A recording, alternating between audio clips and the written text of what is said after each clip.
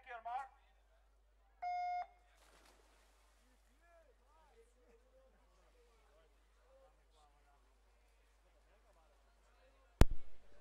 Quarta serie 100 d'orso maschile, ai blocchi Mattia Barbu in 2, Giacomo Creazzo in 3, Emanuele De Bonis in 4, Davide Formentoni in 5, Marco Piva in sesta corsia. In acqua con la prima serie, miglior tempo di iscrizione Rachele Bau, già finalista ai campionati italiani assoluti dello scorso anno allo Stadio del Nuoto di Riccione. Lei che ha indossato già la maglia della nazionale italiana giovanile insieme a Maria Chiara Girardi e Margherita Cordiali più specialista delle gare a stile libero. La Girardi è la primatista in questa gara della categoria ragazzi. Passaggio ai 50, Mariella Venter 31,36 davanti a Greta De Lorenzi 31,76. Attenzione però al rientro della Bau nelle corsie centrali, testa a testa tra la Venter in 5, la De Lorenzi in 6, la Bau in 4. Vediamo come si chiudono i 100 d'orso femminili. Mariella Venter 1:5.07 in prima posizione, Rachele Bau è seconda in 1:05.32.